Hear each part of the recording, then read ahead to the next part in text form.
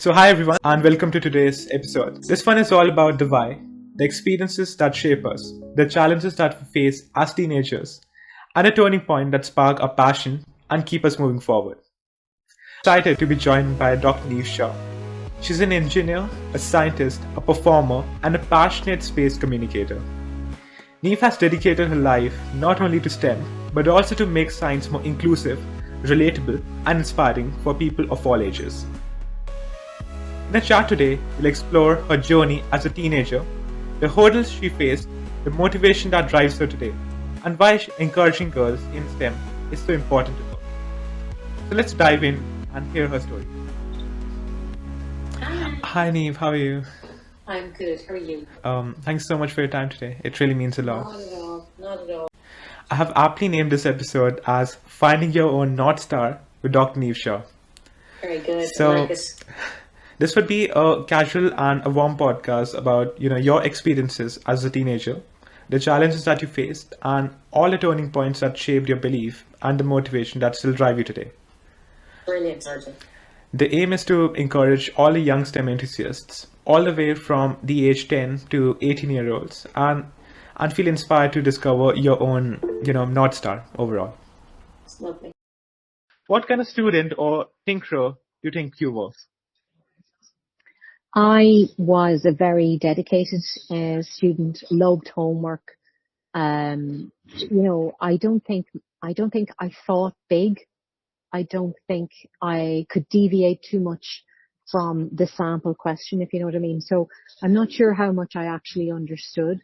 I learned things a lot off by heart. So the fundamentals for a lot of the subjects, particularly in maths, are just missing. Loved physics because Mum got me physics primes and he was just brilliant, and suddenly physics made sense. And the difference in my comfort level around that subject compared to the other ones was just phenomenal. So I was very diligent, I was very hardworking, I really believed in the system. I kind of had a game plan, I had a strategy for studying, and I kind of kept to that, and I was all geared towards getting a good result in the leaving cert. I was shy. I wasn't confident. I had been badly bullied in my last year of primary school. We moved around a lot. In the last school I went to, in Dundalk, I was very badly bullied there. So I lost a lot of confidence in myself. So I look back on that person now and I kind of feel a little bit sorry for her because she let people treat her in a way that she probably shouldn't have. I don't know if I had any really good friends in school. I think I kind of ran after people a lot, and I think they were laughing at me behind my back and stuff, and I kind of just didn't do anything about it because I didn't really know any different. So I think I was a very sincere young person, and I was funny, but I didn't really have an awful lot of self-belief. That's what I would say. I saw in the conversation you mentioned more about that you had doubts or uncertainty, especially on the part where you mentioned that you were bullied or you moved a lot. Yeah. Are there any particular or specific challenges in school that tested you, or the moments that made you question if STEM was for you? Like, where did your journey as STEM started? As you wanted to be initiated into a young scientist, or you knew this is a field that you wanted to go? And how did your challenge try to deviate you from that path? Well, I think, thankfully, and I think your house is the same origin, and probably a lot of your followers, all of us who are kind of confident around tech, that usually comes from the home or some person that's close to us who has that passion. So my dad is, he's 86 and he still has all the gadgets, and so in our house, tech was kind of our thing, and we loved science, and we loved watching science programs. We loved watching science fiction in particular. So I was always kind of confident around science and always enjoyed it. And so I could see that I had a much easier relationship with it than other people that I met in subsequent years in the arts. And it was only then I realized, okay, so I'm curious because in my house that was kind of normalized. So when it came to filling out your CAO, I wanted to do communications in the ECU. I wanted to do science. I wanted to do engineering.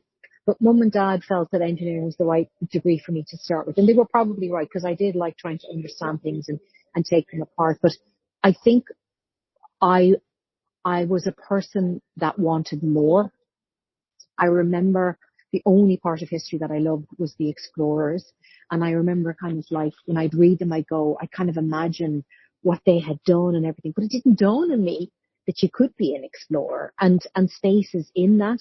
And so, space was like something you saw on TV, and the astronauts were all from America, and like nobody from Ireland was involved in that business. And of course there were Irish people working in the European Space Agency when I was younger. And so they weren't in my area of influence. Therefore, it didn't even dawn on me that I could have a career like that. So the closest thing to it was just obvious that I was going to be technical in some way. The problem for me was I wanted to be creative as much as technical. And so I kind of did what my parents told me to do. And then as I got older, I sort of let all the things I wanted to do kind of determine what I did next. That's amazing, because I definitely share your perspectives on that point. Even my family, my mom and dad are both engineers, and I can definitely see that this passion of STEM and for inclusivity definitely came from there. Yeah. And they normalize it, Arjun, as well. And I think this is the same for a lot of your listeners of the podcast, is don't underestimate you're the product of the house that you came up with, right? So you're confident around it because your parents, it's part of your language, okay? So like, for people who are really good gardeners, more than likely their children are going to become really good gardeners, because that's the thing that your parents' passion is. So usually wherever, the people that you look up to, or the people that take care of you, whatever their passion is, it kind of starts to make you feel passionate about it. So, when you go through life and you start meeting people with different backgrounds, you'll find that they're usually inspired by the people that surrounded them. Definitely, because as a 16-year-old myself, I feel the happiest when I see inspiring people around me, and I can just absorb all their knowledge and all their beliefs into me, and it's just a positive vibe which comes around me. That's great. Great. What are some doubts which came across when you were just growing up, and you when a 6th-year student or a 5th-year student, you had CAO coming up, and there was the pressure of leaving cert all around you. So how did you manage those doubts which came? Maybe the STEM isn't for me, or maybe I'm not really techie. My mom and dad are really great, and look at me, not really STEMmy. Maybe this part may not be for me, and I'm being pushed in this part. So did you get those doubts? And if yeah, how did you manage and pivot around those thoughts, those negative thoughts? I did. I had those doubts, and I did my degree and my master's in engineering, but I don't really know if I am an engineer. Like my husband's an engineer, and like he's an engineer. Like he's different than I am. I think I'm a real people person, and so I did have doubts, and it's very hard to manage because you're 16 and there's a lot of people telling you what to do, and they mean well, but it can almost sort of drown out what your instincts are. And I think my regret was just sort of following the system. And so what I mean by that is, like, you look up the CAO book and there's a code for the course, say in engineering. I can't remember what the codes are now, but I think it was like, EU 175. We'll just say that. We'll just say EU 175. And then that kind of becomes part of your identity. And every time you talk about college, you just sort of spout it out, but you haven't really you actually haven't really taken ownership of that. You're just saying it. And so what I wish I had done was picked up the phone or emailed UCD engineering and DCU engineering and Trinity engineering and Limerick engineering, and actually spoken to people who were graduates of that course or people lecturing on that course, and taken more ownership of the future direction of my third level education. Because I think I was probably looking for something that combined a communications thing with a technical thing, which is what I instinctively wanted to study, which was the communications course in DCU. But my parents were like, oh, you won't get a job out of that. But it's so funny. My job now is a STEM communicator. Now, having the degree and the master's in engineering and the PhD in science has helped me as a STEM communicator. So the thing about education is nothing is ever lost, but the doubts are normal. And I think what I wish I had done was ask more questions and not just sort of just said, oh, I'm doing EI 275 and not really taking ownership of that, you know. And I wonder if that's a flaw of just being in secondary school. You tend to get spoon fed a lot. And I would say be careful and just do your own research as well. And don't be afraid to contact universities and ask them probing questions, because you're going to put 4 years of your life into this, you know, and for some people it can be the only degree they have. So it's a big investment financially and in your time, and it's worth owning that very early on. Would you advise something on, as you said, as any person goes to school, there's a lot of spoon feeding happening, especially in today's world, where you get all the resources on the table and you just need to, walk over them. Would you have some advice for preventing the students of my age getting institutionalized in their own school? And because I've heard that any kind of institution that you're on, over time you get institutionalized over time, and the world across it, like you are moving, you're visiting places, and you're getting a sense of exposure, which a lot of people dream to do that. How do we prevent the students from, being stuck into a school's world, but as well as that, allowing them to see the world across their own school, across those four walls, and seeing how big the world is and how the students across the world doing so much inspirational stuff, which they can be exposed to. Yeah, it's a great question, Arjun. I think the thing you're not taught in secondary school is how to think critically. So what I mean by that is there's a lot of things of like, open page 79, we're going to do World War II today or something, right? And then the exam comes, and they want to know what were the main instigators of World War II. And so I was the type of student that I learned it off by heart, and it says in the book, the instigators of World War II were XYZ.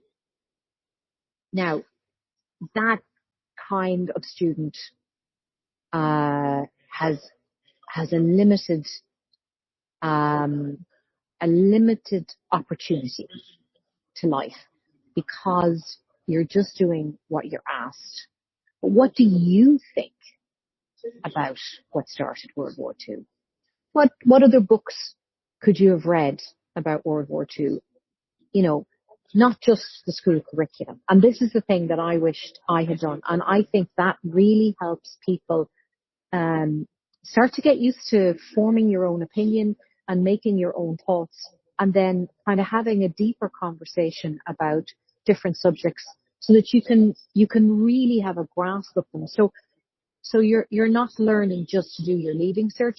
You're learning to educate yourself in a variety of subjects, and you're getting a feeling when you're kind of reading beyond what's in school, whether you like that subject enough to pursue a career in it, And so I would say to students, it might be no harm to set up your own kind of council around critical thinking, like start to teach each other how to critically think. So, I don't know, give yourselves a topic and say, right, everybody go off and find out all these different sources of information around a topic. And it could be a STEM topic like, I don't know, maglev trains or something, or like AI or something like that. And find people who are saying interesting things and share it together and go, I found from this guy that this was this and this was this. And then what you have is you have a much rounder knowledge. So the next time you're asked a question, you're not just spewing out the answer. You've thought about it and you're kind of going, well, this is what I honestly think, and it's backed by these facts. Those skills will help you for the rest of your life, whatever career you choose to have. And it's the one thing, because the teachers in secondary school are under so much pressure to get through the curriculum, they don't have the capacity for that. But you can do after school critical thinking, or bigger conversation kind of groups. And I think that would really help you. Amazing. Another question, which was very fascinating for me, and is also the title of the podcast itself. I did a program called Patch a while back, and there I heard that loads of startups, and whenever you're starting a company, you should have a mission statement. And it's for the entrepreneur to stick to that mission statement wherever they're going, to prevent pivoting to, any other product, because that's what they are started with. And they need to focus and keep remembering that mission statement for, more efficient way forward. Yeah. I think for science or STEM overall, the better word instead of mission statement would be your own North Star. Right. So, is there any North Star, or what was your North Star that still guides you till this date? Oh, getting to space. That's my North Star. Seeing that view of Earth from a distance and being able to write about it and communicate it in my own way. That's my North Star. I think I was put on this planet to do that. And everything is about getting one step closer to that. So all the events that I run, all the times I talk to people, including this conversation, they're making me a better communicator. And so I feel like my whole life is preparing me for that view when I look out the window and I see the Earth from a distance. So every time I go on my expeditions to the Arctic, the Antarctic, Botswana, simulated Mars missions, I'm putting myself in uncomfortable positions, and I'm putting myself in situations that most people will never get an opportunity to experience, and then I'm telling them what it feels like, and I'm constantly learning how to do that better and better, so that when I get to my North Star, I will have all the skills necessary to do that. And then when I achieve that, you get a new North Star. And I think if you don't know where you're going, if you don't have a big goal, what tends to happen, and this is what happened to me until I rediscovered my passion for science, which helped me as a STEM communicator, as an educator, everything kind of fell in line when I remembered how much I love space. And I said, I'm going to spend the rest of my life trying to get to space, because that's what I think. And I was, I can hone my skills on. So having a North Star gives you purpose, and it gives you focus. And so when you achieve it, and most people do because they're so determined, you then find another one. But without a focus or a purpose, you tend to sort of never commit to anything properly. And that's kind of what my career was like until, I was a writer and rediscovered my passion for space. So if I were 16 again, I would have dug deeper on the things that I really care about, which was space and the planet. And I would have said, I don't care what I study or what I do, it's about space and Earth. It has to be about space and and when you do that, then you go in and you do your degree in engineering, and you're like space and Earth, space and Earth. You're thinking about, how does this degree help me with my space and Earth message? So everything starts to be relevant. Whereas if you're going, I'm just doing a degree in engineering, I don't know why, I don't know what kind of job I want, you're just sitting there and you're very passive. You're not using all that information in a way to help you get better at what you do. Yeah, definitely, because I think right now, at the age from 10 to all the way that you're 70, many people try looking for their North Star, but a lot of them, since they're not able to devote time into, having the topics that they have in mind, or they Yeah. have in hand, and, digging deeper into it, they're unable to do so. And that creates, frustration. They look over other students and they see, wow, they're so determined over their own goals. And Yeah. that, a sense of imposter syndrome. So Yeah. do you have to add to that on how, when you were younger and you were seeing around, everyone else was, so determined and they knew what they had to do. Like, people knew they wanted to be, say, a person working in a corporate company in the next 10 years. And yet there would be another person who is passionate about loads of stuff, but they would still not have a clear vision in their mind where they would see themselves in, 10 years. Yeah. I think it's very, very common. I think the majority of the people at your stage in life don't know what they want to do. I think people say they know what they want to do, but I actually don't think they do know what they want to do.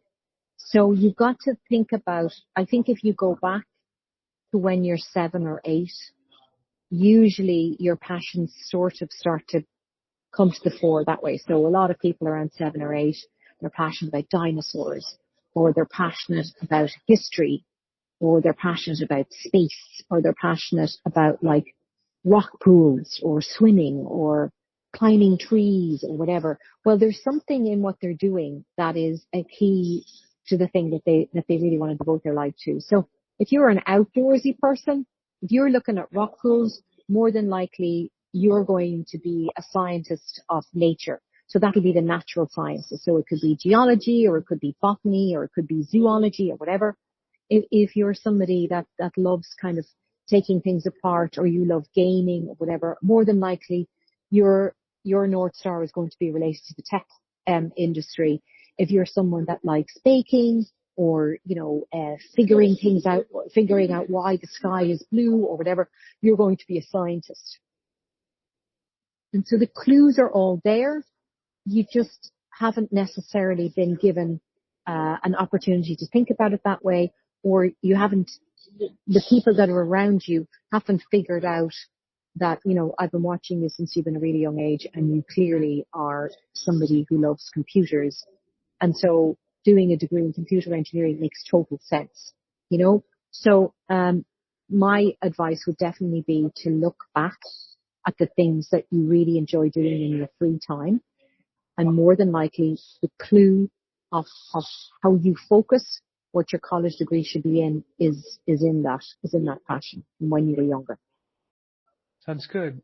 One question which comes to my imagination is that you are a really big idol for a lot of young women who are getting into science, or are just young thinkers who have a lot of ambitions into them, untapped potential. Yeah. Over centuries ago, science overall was a highly male-dominated field, and since 1900, it's when the women started to get empowered to, take science, and that's when the world started to become more better and more inclusive for people of all the races, ages, and even genders to take STEM as a instrument. Growing up, did you have any women in science or engineer that you looked up to? Or if not, then how did you took the conviction that you want to stand out and, be among the very few people? And how did you manage, a common thought which is among teenagers a lot, like what will others think of what I'll do? Yeah, that's a great question, Arjun.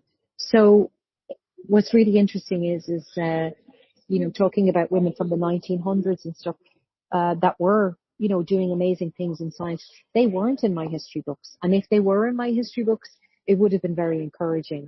Like I have one particular hero, a woman called Annie Maunder. She was amazing.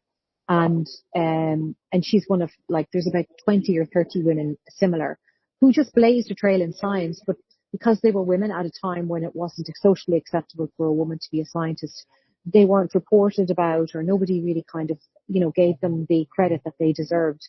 And sometimes they were even passed over by their superiors in taking the credit. So, it is an issue.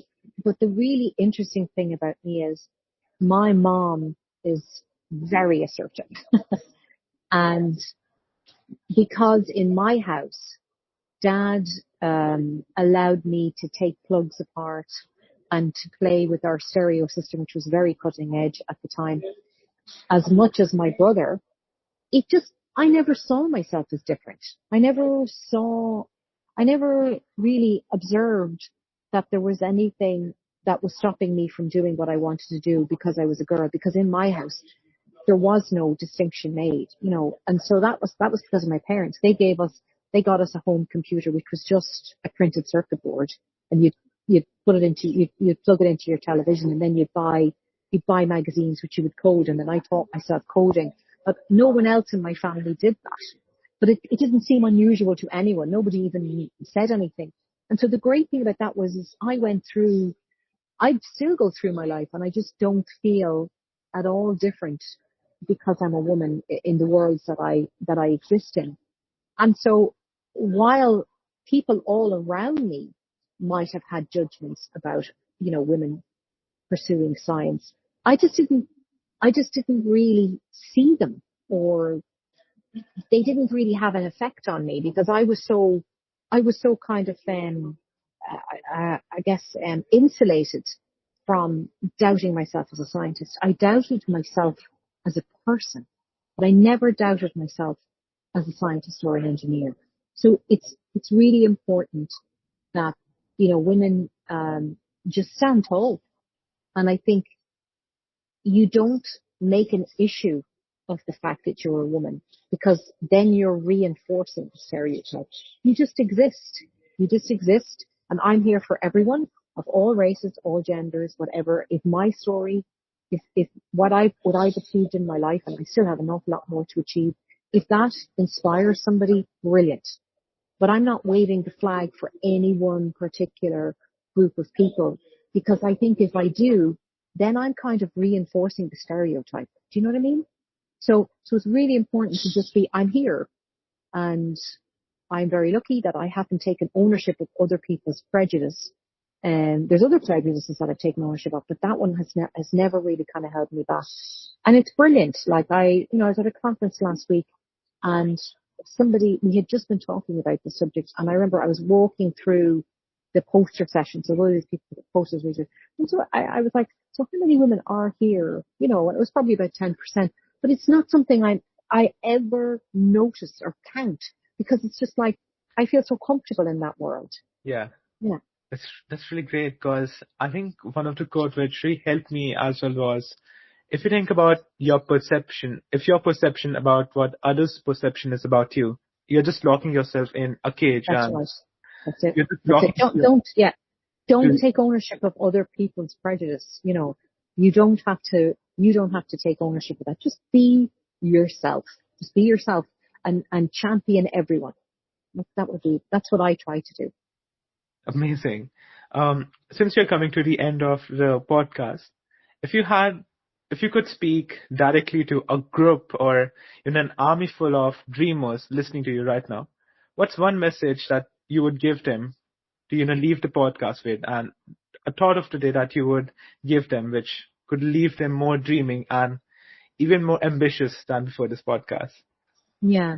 Something So which you're you have. So I would say to people is, like, your potential is limitless. It's limited only by the limitations you set yourself. So, you're on this planet for such a short period of time in relation to the age of our universe. So imagine your life is like you're in a supermarket and you've got 2 minutes to do your shopping for the week. So how you choose to use your time is very important in a really short period of time. And that's kind of what life is about. So you can do anything you want. No one is going to stop you. The biggest obstacle you have to overcome is how big you allow yourself to dream. And so surround yourself with positive people who believe in you, seek out mentors, ask loads of questions, stay curious, and don't get in your own way. For all the young STEM enthusiasts and thinkers listening, especially the girls who might feel they don't quite fit in the stereotype of a scientist, know this: your unique perspective is your strength and the world needs it. Thank you so much, Dr. Niamh Shaw, for sharing your journey, your wisdom, and your vibe with us today.